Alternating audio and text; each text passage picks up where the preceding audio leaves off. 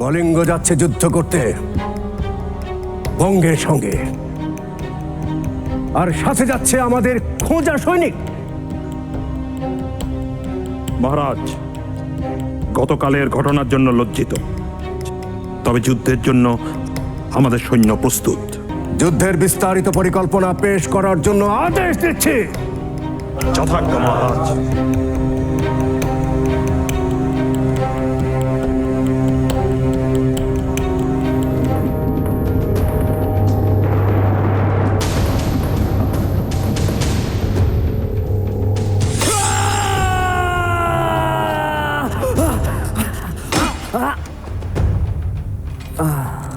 সামন্তরাজ খালেদের পক্ষ থেকে বার্তা এসেছে, কলিঙ্গে সৈন্য সমাবেশ ঘটছে।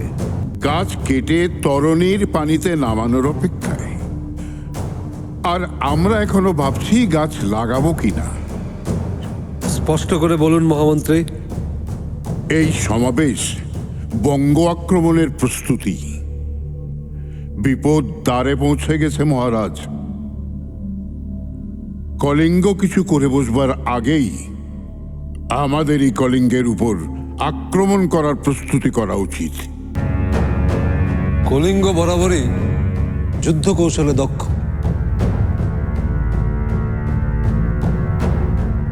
অস্ত্রের চেয়ে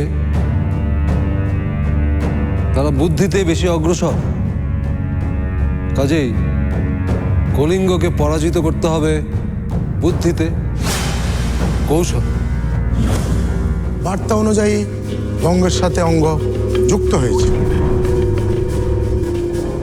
তাতে ভয় পাওয়ার কিছু নেই। বঙ্গ শান্তিপ্রিয় রাজ্য, যুদ্ধে তাদের অভ্যেস নেই। নৌপথে যাত্রা শুরু করলে হয়তো সময় দুদিন বেশি লাগবে, কিন্তু তাতে করে সৈন্যদের স্বাস্থ্য ঝুঁকি কম হবে।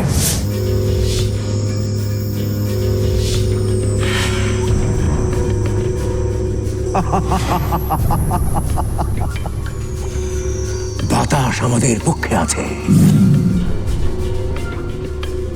যতই শক্তিশালী হোক, বঙ্গ নৌপথে কোনো সুবিধা করতে পারবে না। বাতাস তার পথ বদলাবে।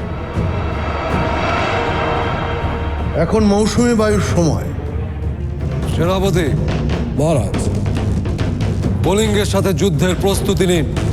আপনার আদেশ শিরোধার্য মহারাজ।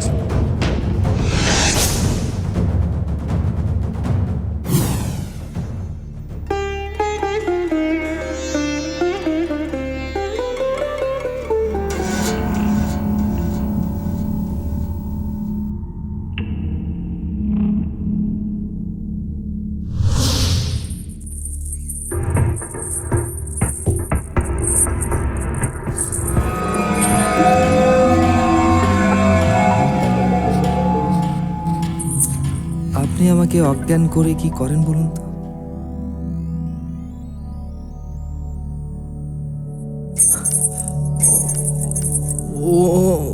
অন্য কিছু করেননি তো আবার? এবার কিন্তু আমি সত্যি সত্যি আঘাত করব।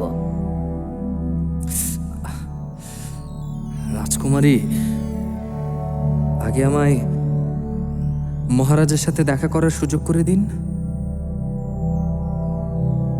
তারপর আপনি অজ্ঞান করুন, মেরে ফেলুন।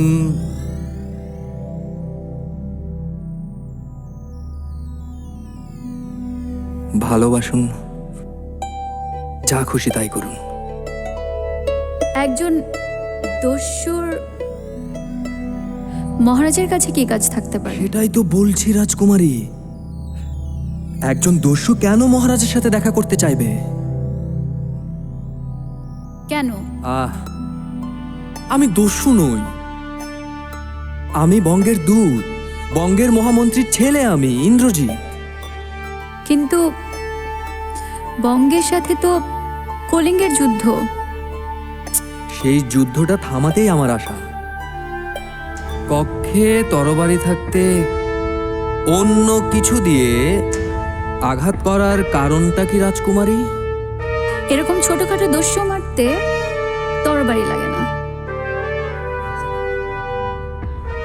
তবে হয়ে যাক। তরবারি যুদ্ধ।